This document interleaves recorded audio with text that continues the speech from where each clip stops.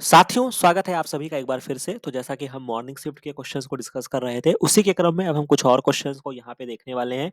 तो मैचिंग के क्वेश्चन जो कि मैंने आपको ऑलरेडी बोल रखा था कि आपको जैसे ही मैचिंग के क्वेश्चंस आपको देखने हैं, चाहे वो आप कोई भी एग्ज़ाम देने जाइए, अगर आप किसी एक को भी अगर आप पकड़ते हैं, तो आपके क्वेश्चंस की संभावना सॉल्व होने की संभावना जो होती है, वो आपकी बढ़ जाती है। तो यहाँ पे आपके प्लांट हार्मोन जो कि मेरे चैनल पे ऑलरेडी कवर है, तो यहाँ से भी आप इस क्वेश्चन को सॉल्व कर सकते थे, बस आपको उनके प्रिकर्सर्स ध्यान रखने थे। ऑक्सिन का मैंने बहुत बार आपको बताया है, जिसका प्रिकर्सर आपका अमाइनो एसिड आपका ट्रिप्टोफैन था। ट्रिप्टोफैन हमेशा याद रखिएगा, ठीक है? ट्रिप्टोफैन इसका प्रिकर्सर होता है, तो ए को आपको थर्ड से मिलाना था। हालाँकि यहाँ पे 2 ऑप्शंस आपके एलिमिनेट हो जाएँगे। साइटोकाइनिन जो होता है वो आपके प्यूरिन का डेरिवेटिव होता है, तो एडिनोसिन आपका प्यूरिन मॉलिक्यूल है, तो स बी को सेकंड से मिला देना है। अब यहीं पर आपका क्वेश्चन जो है वो आपका सॉल्व हो जाएगा। जिब्रेलिन के लिए जब आप पढ़ते हैं, आपने कोलेस्ट्रॉल की बायोसिंथेसिस मेरे साथ पढ़ी होगी, तो वहाँ पे आपको मिल जाता है ग्रेनाइल ग्रेनाइल डाइफॉस्फेट आपका हो जाता है, और एथाइलीन जो होता है इसको हम प्यार से एसीसी बोलते हैं। इसको याद रखिएगा, अमाइनो साइक्लोप्रोपेन कार्बोक्सिलिक एसिड जो होता है वो इसका प्रिकर्सर होता है।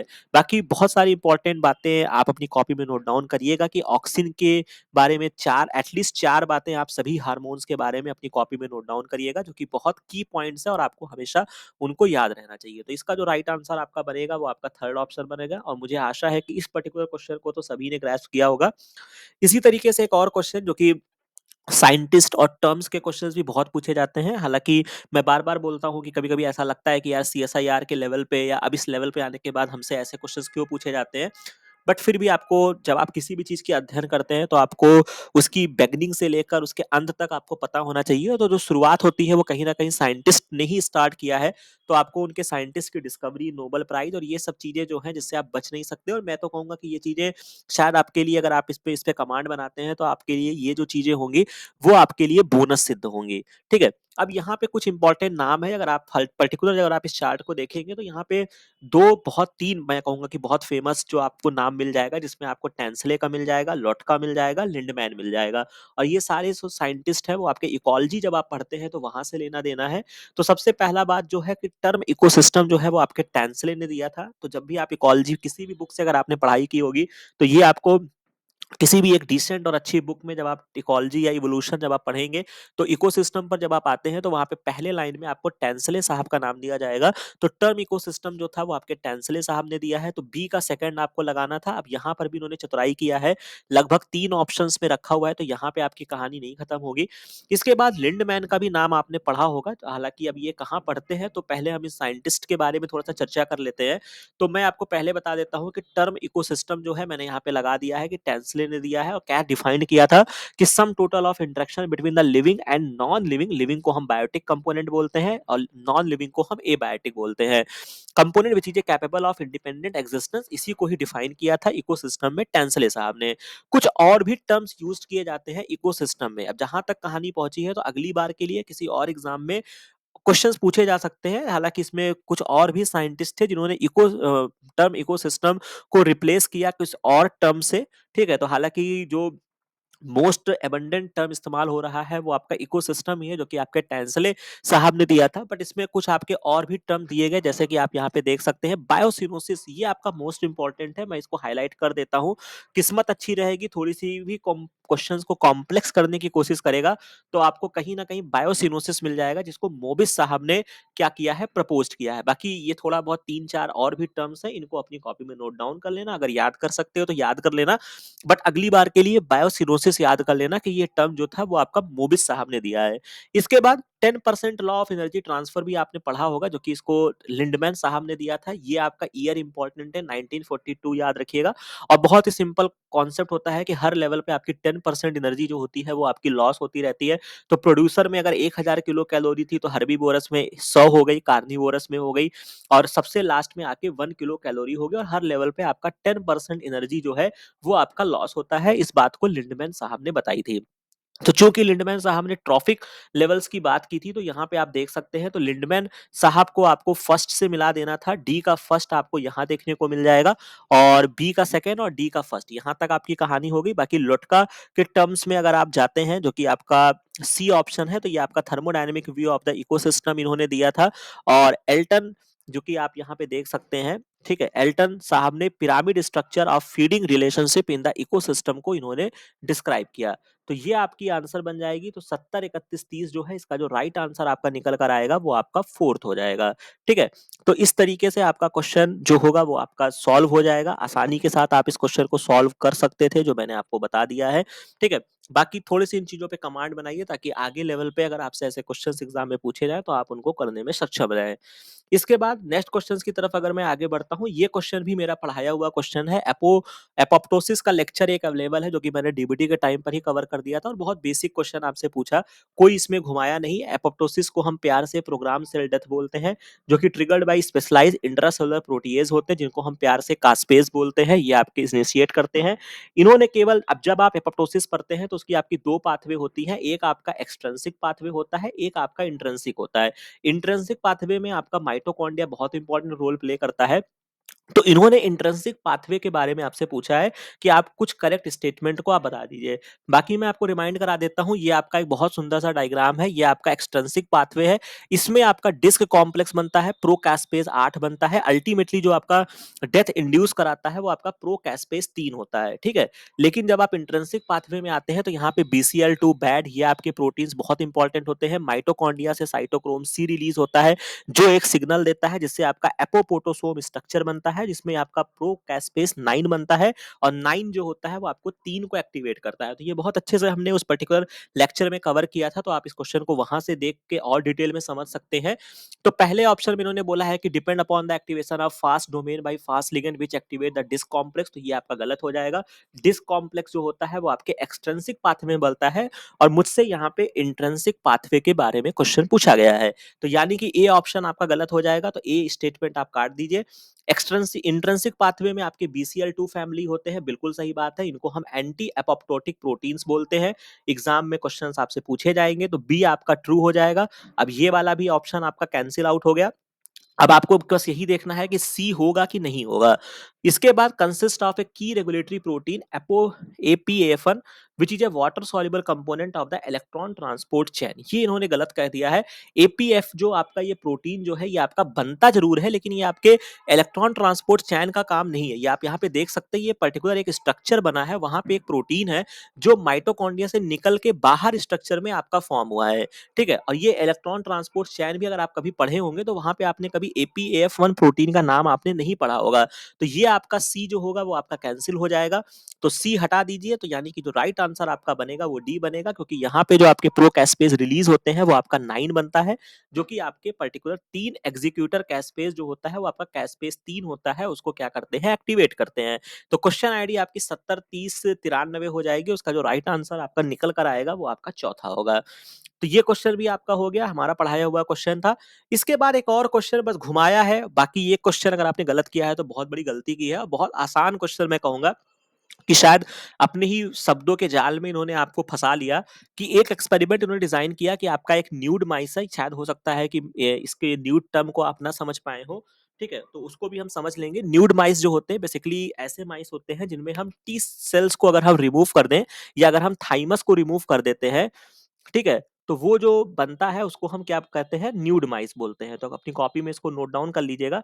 न्यूड माइस जो होता है, ये आप देख लीजिए, न्यूड माइस जो होते हैं वो आपके एथाइमिक होते हैं, यानी कि उनमें जब थाइमस नहीं होगा, और जब थाइमस नहीं होगा तो उनके पास टी सेल्स नहीं होगा, और जब टी सेल्स नहीं होगा तो आपका इम्यून रिस्पॉन्स सही से नहीं आएगा, यानी कि जो आपका एडाप्टिव इम्यून रिस्पॉन्स होता है वो आपकी कहानी नहीं बनेगी। यहाँ पे समझ में आ गई बात? अब इन्होंने क्या किया है कि पॉपुलेशन को डिवाइड किया है इनटू द टू ग्रुप में, ए और ग्रुप में ए और बी में। ग्रुप ए माइस को उन्होंने इंजेक्ट किया है T cells from the normal mice, और ग्रुप माइस को उन्होंने क्या किया है, अनट्रीटेड छोड़ दिया। फिर उन्होंने इम्यूनाइज किया है, मतलब सबसे पहले उन्होंने टी सेल्स डाल दिया कि चलो भाई हम दो ग्रुप्स ले लिया, मान लो कि सपोज दैट यहाँ से समझो ये आपके न्यूड माइस थे, इसको डिवाइड किया ग्रुप ए में ग्रुप बी में। पहले ग्रुप में इन्होंने टी सेल्स दे दिया, दूसरे ग्रुप में इन्होंने टी सेल्स नहीं दिया। यही तो कहानी कर रहे हैं, ठीक है? Both the groups are then immunize, यानी कि इसके बाद इन्होंने एलपीएस दिया। ठीक है, एलपीएस दिया, which of the following statement जो है एंटीबॉडी प्रोडक्शन के लिए सही है। अब आपकी दिमाग की कहानी यहाँ पे खुल जानी चाहिए थी कि जैसे ही आपका एलपीएस आता है, एक पर्टिकुलर मेरा लेक्चर अवेलेबल है जिसको हम टीएलआर बोलते हैं, टॉल लाइक रिसेप्टर के बारे में हमने चर्चा किया था और वहाँ पे आईसीएमआर का ये बहुत ही फेवरेट क्वेश्चन हो चुका है। लास्ट ईयर भी आईसीएमआर 2023 में क्वेश्चन आपसे पूछा गया था और 2022 में भी आपका क्वेश्चन आया था और मैंने आपको रटाया था कि बहुत सारे आपके मॉलिक्यूल्स होते हैं, टीएलआर 2, टीएलआर 4, इस तरीके से बहुत सारे होते हैं, 5 होता है, 6 होते हैं, 7 होते हैं। तो ये पर्टिकुलर आपके, चूंकि ये आपका इन्नेट इम्यूनिटी का पार्ट होता है, ठीक है, याद रखिएगा टीएलआर जो होते हैं ये आपके इन्नेट इम्यूनिटी का पार्ट होते हैं, ठीक है, पैथोजन स्पेसिफिक रिसेप्टर आप इनको कह सकते हैं, पैथोजन को रिकॉग्नाइज करते हैं।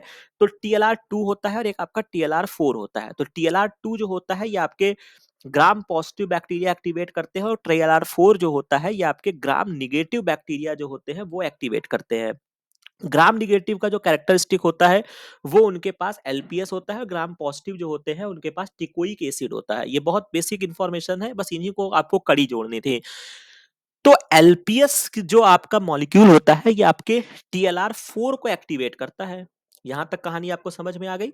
थोड़ा सा मैं इसको क्लीन कर देता हूं, अब आप क्वेश्चन के अंदर तक हम पहुंच रहे हैं कि जो आपका एलपीएस मॉलिक्यूल होगा वो आपके टीएलआर 4 को क्या करेगा, आपके बेटा एक्टिवेट कर देगा। अब चूंकि ये आपके टीएलआर 4 को एक्टिवेट कर रहा है जो कि आपके इन्नेट इम्यूनिटी का पार्ट है, ठीक है, और इन्नेट इम्यूनिटी के पार्ट की जब सेल्स की आप बात करते हैं तो वहां पे टी सेल्स की कोई भूमिका नहीं होती है। तो यानी कि आपने चाहे टी सेल डाला हो और चाहे टी सेल आपने इनको नहीं डाला हो, तो दोनों ही ग्रुप ऑफ माइस जो होंगे वो similar level of antibody produce करेंगे अगेंस्ट द एलपीएस। क्यों? क्योंकि ये आपका थाइमस इंडिपेंडेंट एंटीजन है, इसको अपना प्रेजेंट करने के लिए थाइमस की आवश्यकता नहीं है। इसमें जो आपका पैथोजन एसोसिएटेड प्रोटीन्स होंगे यानी कि आपके टीएलआर होगा, टीएलआर 4 जो होगा वो ले जाके एलपीएस को रिप्रेजेंट करेगा। तो बहुत अच्छा क्वेश्चन यहाँ पे फँसाया और जिन बच्चों ने बहुत ज़्यादा दिमाग लगा लिया होगा वो इस क्वेश्चन को नहीं कर पाए होंगे। उनको लगा होगा कि जिसमें टी सेल्स हमने दे दिया है वो आपके एक्सप्रेस करेंगे, जिसमें नहीं दिया है वो नहीं एक्सप्रेस करेंगे। बट बहुत बेसिक मैं कहूँगा और शायद इस सीएसआईआर इस लेवल को डिज़र्व भी करता है कि वो इस तरीके से ट्रिकी क्वेश्चंस को बना के आपसे क्वेश्चंस से पूछा जाए।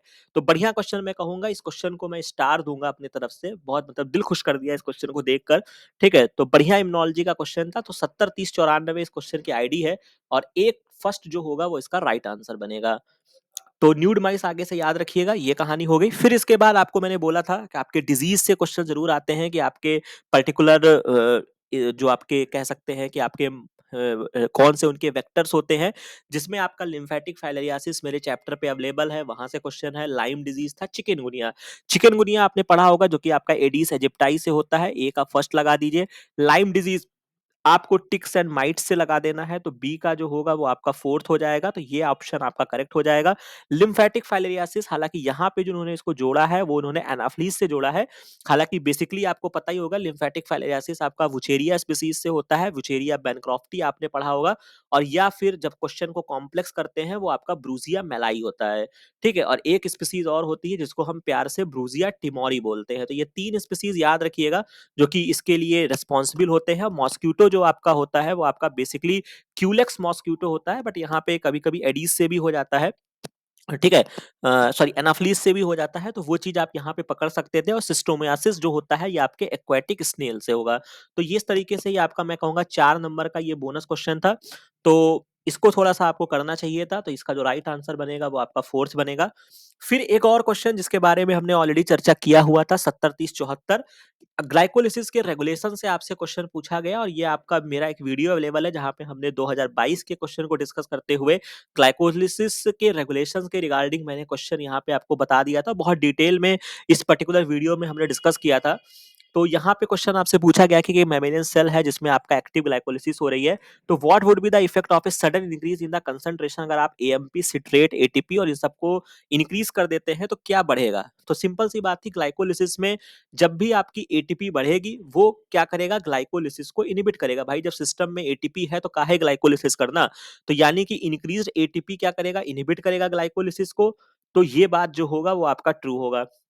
इसी तरीके से जब आपके सिस्टम में एटीपी कम होगा, अगर एटीपी कम है तो यानी कि आपके सिस्टम में एएमपी ज़्यादा है। एएमपी जब ज़्यादा होगा तो वो क्या करेगा? स्टिमुलेट करेगा, बिल्कुल सही बात।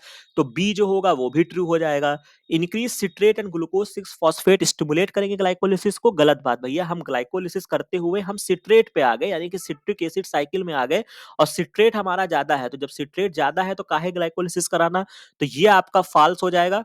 इसके बाद इंक्रीज़्ड एएमपी एंड सिट्रेट, ठीक है, यहाँ पे इन्होंने बोल दिया सिट्रेट को भी लेकर आ गए जो कि इनहिबिट करेगा ग्लाइकोलिसिस को, तो ये आपका फॉल्स हो जाएगा। और मुझे यहाँ पे करेक्ट स्टेटमेंट पहचानना है तो मैं ए और बी के साथ जाऊंगा जो कि आपके आंसर की में भी रखा हुआ है। तो ये भी मैं कहूंगा कि 4 नंबर का बहुत बढ़िया क्वेश्चन में डिजाइन करके आपसे पूछा गया और इस पर्टिकुलर क्वेश्चन के हर एक पैरामीटर को इस पर्टिकुलर चैनल पे मेरे द्वारा एक्सप्लेन ऑलरेडी किया जा चुका था। तो अगर आपने इस पर्टिकुलर वीडियो को बहुत अच्छे से अगर आपने देखा होता तो ये 4 नंबर आपकी झोली में बहुत ही आसानी के साथ आता। ठीक है। इसके बाद अगर मैं और क्वेश्चंस की बात करता हूँ, C2 साइकिल जो कि हमको फर्स्ट शिफ्ट में भी क्वेश्चन देखने को मिला था, यहाँ पर भी देखने को मिला, हालांकि जो सॉरी सेकंड शिफ्ट में देखने को मिला था। बट मैं बस इतना कहूंगा कि जो आपका सेकंड शिफ्ट का C2 साइकिल का क्वेश्चन था उससे थोड़ा सा इन्होंने यहाँ पे इसको ट्रिकी करके पूछा था, बट डुएबल क्वेश्चन था। कैसे कर सकते थे वो भी मैं आपको बता देता हूँ। कुछ स्टेटमेंट्स आपको दिए गए हैं और आपको करेक्ट स्टेटमेंट जो है वो आपको C2 साइकिल के रिगार्डिंग मुझे फाइंड आउट करने हैं। इसमें बस एक चीज आपको पकड़नी थी, हालांकि क्वेश्चंस में इन्होंने बहुत अंदर तक घुस गए हैं। बस एक चीज अगर आपको पकड़नी थी कि फोटोसिंथेटिक इलेक्ट्रॉन ट्रांसपोर्ट प्रोवाइड करता है एनर्जी रिच एटीपी और NADPH for the photo respiration.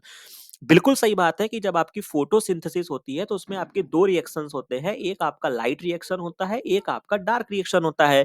ठीक है। लाइट रिएक्शन में हम एटीपी और एनएडीपीएच बना लेते हैं, बिल्कुल सही बात सर। इस एनएडीपीएच का हम इस्तेमाल कहाँ करेंगे? एटीपी का हम डार्क रिएक्शन में करेंगे जब हम शुगर की सिंथेसिस करते हैं। ठीक है। तो यानी कि ये जो आपका डार्क रिएक्शन होता है, अगर मैं इसको बहुत अंदर तक जाना चाहूं तो मैं इसको C3 साइकिल कहता हूं, यानी कि मैं इसको कैल्विन बेंसन साइकिल कहता हूं। ठीक है। तो जो हमने फोटोसिंथेसिस में एटीपी और एनएडीपीएच का इस्तेमाल किया या हमने उसको प्राप्त किया, उसका इस्तेमाल हम फोटो रेस्पिरेशन के लिए थोड़े कर रहे हैं। तो ये ऑप्शन आपका कैंसिल हो जाएगा, तो बी को आप एलिमिनेट करते जाइए, आपको एक ही ऑप्शन मिलेगा ए और सी।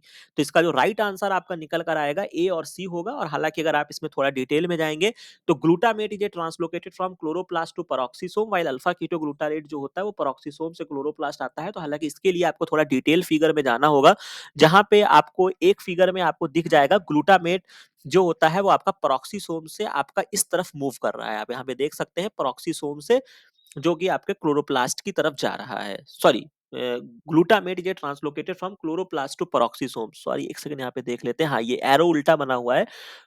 ठीक है, तो ये आपका क्लोरोप्लास्ट से ग्लूटामेट जो है वो इस तरफ आ रहा है।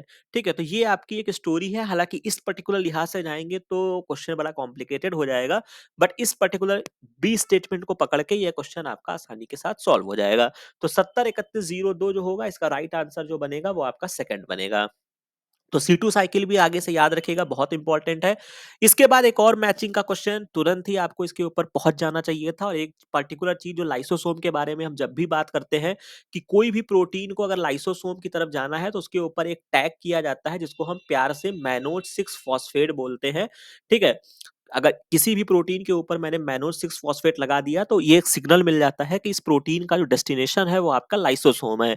तो डी का आपको थर्ड को लगा देना है। डी का थर्ड यहां भी रखा है, यहां भी रखा है, यहां भी रखा है, एक ऑप्शन आपका एलिमिनेट हो गया।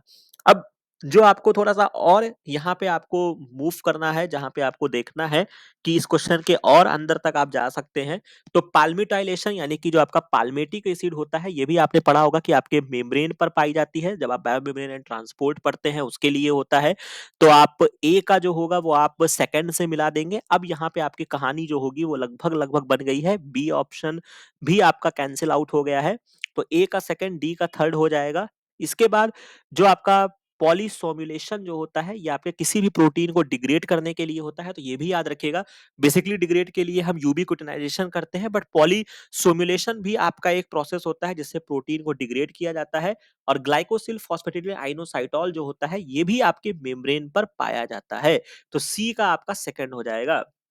ठीक है? तो मेम्ब्रेन एंकरिंग का काम करता है। तो इस तरीके से ये आपकी कहानी हो जाएगी। प्रोटीन फोल्डिंग एक आपको कन्फ्यूज़ करने के लिए दिया था जिसका किसी से कोई लेना-देना नहीं है। तो यानी कि इस क्वेश्चन का जो राइट आंसर बनेगा वो 3rd बनेगा और यहाँ से बस आपको एक चीज़ और एडिशनल जो मुझे लगता है कि आपको सीख कर जानी चाहिए, वो आपको ये सीख कर जाना है मेरे हिसाब से कि जो पॉलीसोमिलेशन जो होता है वो आपके प्रोटीन के डिग्रेडेशन के लिए होता है। ठीक है? बस इतनी बातें याद रखेंगे, इस क्वेश्चन को भी आप सॉल्व कर सकते थे।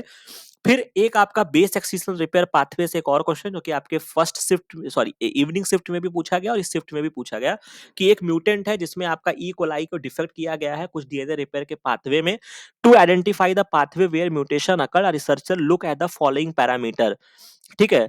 आइडेंटिफाई किया कि भाई डिफेक्ट जो है वो बेस एक्सिशन रिपेयर पाथवे में है। तो बस आपको ये बात बतानी है कि कौन से उसने प्रोटीन्स के लेवल को चेक किए होंगे या कौन से एंजाइम्स को उसने चेक किया, क्योंकि वो कह रहा है कि जो डिफेक्ट आया है वो आपके बेस एक्सिशन रिपेयर में आया है। तो हालांकि इसका एक पर्टिकुलर वीडियो जो मैं नहीं अपलोड कर पाया, बट फिर भी अगर आपने मॉलिक्यूलर बायोलॉजी थोड़ी बहुत भी पढ़ी होती तो आप आसानी से कर सकते थे।